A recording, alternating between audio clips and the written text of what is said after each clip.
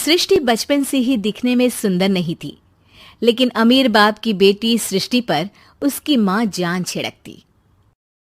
मेरी बेटी कितनी प्यारी है, भगवान सबको सृष्टि जैसी बेटी दे। सृष्टि धीरे धीरे बड़ी होती है। एक दिन सृष्टि की सहेली कहती है, तू दिखने में कितनी अजीब सी है, लेकिन मैं जानती हूँ हम सब में सबसे अच्छी शादी तो तेरी ही होगी। तेरे पापा अमीर जो है। और बता नहीं सकते यार, दहेज तो हर कोई देता है, ये क्या ज्यादा ले जाएगी अपने पति के लिए? अरे बड़े शहर में कोठी है इसके पापा की। अरे पापा की है ना, कौन सी इसकी है?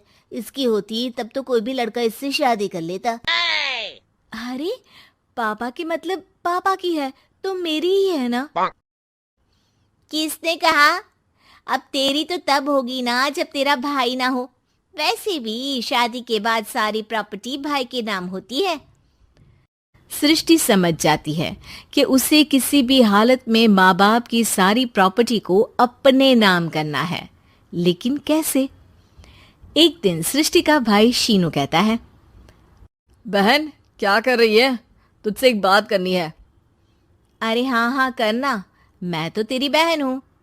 बहन मेरी लाइफ में ना एक लड़की है, बहुत अच्छी है।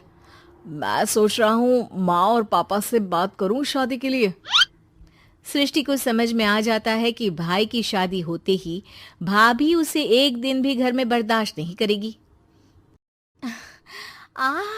क्या बात है भाई, बताना कौन है वो? यार वो बहुत अच्छी लड़की है, पढ़ी लिखी है, मेरे साथ जॉब भी करती है। बस एक प्रॉब्लम है। प्रॉब्लम? क्या प्रॉब्लम है भाई? यार वो शादीशुदा है, लेकिन उसके पति ने उसे सिर्फ इसलिए छोड़ दिया क्योंकि उसके माँ बाप दहेज नहीं दे पाए। सृष्टि ये सुनकर न जाने क्यों खुश हो जाती है। अरे भाई तो क्या हुआ, लड़की तुझे तो पसंद है ना? शीनू को लगता है कि बहन उसे समझ रही है। वो इस बात से अनजान होता है कि उसकी बहन की मंशा पूरा घर हड़पने की है। सृष्टि अपनी माँ से कहती है, मम्मी मुझे तो बहुत चिंता है। पता है शीनू क्या कर रहा है? अरे क्या कर रहा है? वो तो काम पर जाता है और वापस घर आता है। नहीं ना माँ, वो यही तो नहीं कर रहा, बाकी सब कर रहा है। आपको पता है उससे प्यार है, और वो भी एक शादीशुदा लड़की से। हैं? ये क्या हो गया? मैं सोसाइटी में क्या मुंह दिखाऊंगी? अरे तेरे पापा तो यही कहेंगे कि मैंने ही उसे बिगाड़ दिया है।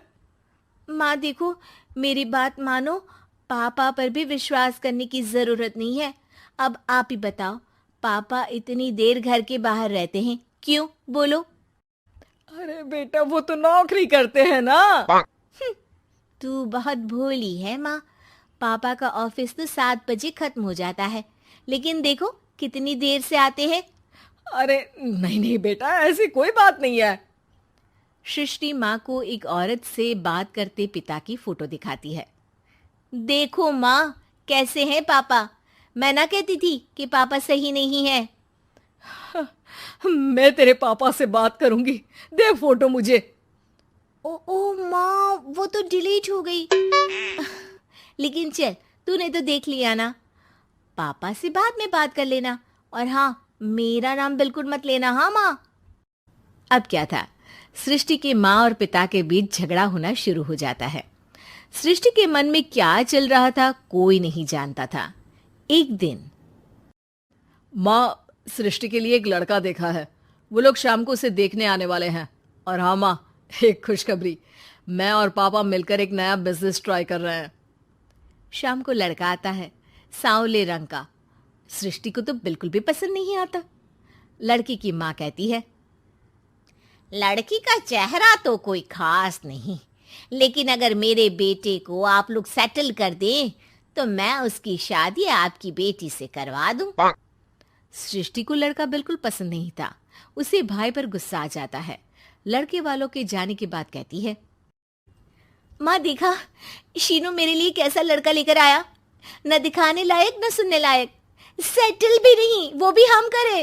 अरे माँ, मैं जानती हूँ ये मेरी शादी किसी भी घर में क्यों करवाना चाहता है। अरे कैसी बात कर रही है बहन? तूने तो देखा ना, लड़के को मैंने ही मना कर दिया तुझसे शादी के लिए। जिसने लड़का बताया था उसने उसकी बहुत तारीफ की थी। बात आई गई हो जाती है, लेकिन सृष्टि का मन शांत नहीं होता। क्या करूं, कुछ समझ में नहीं आ रहा। मेरी शादी हो गई तो ये लोग पूरी प्रॉपर्टी शीनू के नाम कर देंगे, मेरे हाथ तो कुछ लगेगा ही नहीं। तभी सृष्टि को आइडिया आता है। वो किसी वकील को फोन करती है। जी देखिए, अगर आपके मम्मी पापा का तलाक हो जाता है तो आपके पिता की आधी प्रॉपर्टी आपकी माँ के नाम हो जाएगी, फिर उसे वो किसी को भी दे सकती है। सृष्टि अब माँ को बेटे के खिलाफ भरती है। माँ, शीनू पर नजर रखा करो, वो जिस लड़की के प्यार में है ना वो शादीशुदा है। यहाँ आएगी, सारा पैसा रुपया जमीन जायदाद सब हड़प लेगी। पापा का भी हाल तुमसे छुपा नहीं है। ऐसा ना हो कि मैं और आप एक दिन सड़क पर भीख मांगे। हे भगवान, मैं तो जीते जी मर जाऊंगी अगर ऐसा हो गया तो। ऐसा हो गया नहीं माँ, ऐसा ही होगा। अभी समय है, आगे का सोच लो। मैं तो कहती हूँ पापा से आधी प्रॉपर्टी लेकर अलग हो जाओ। पापा की आधी प्रॉपर्टी भी हम लोगों को अगर मिल जाती है ना तो अगले 7 जन्म सफल समझो। बेचारी माँ बेटी के कहने पर पति से तलाक लेकर अलग हो जाती है। सृष्टि अब पैसों से गाड़ी और अपने दूसरे महंगे शौक पूरे करने लगी। उसके दोस्त भी उसके पैसे इस्तेमाल करते। सृष्टि, कल तुम कहाँ थी? मैं सारा दिन घर पर अकेली थी। तो मैं क्या करूं? मैंने ठेका तो नहीं लिया है ना तुम्हें संभालने का। माँ को सृष्टि से ये उम्मीद नहीं थी। वो बैठकर रोने लगती है। वहीं उसका पति यानी कि सृष्टि के पिता आ जाते हैं।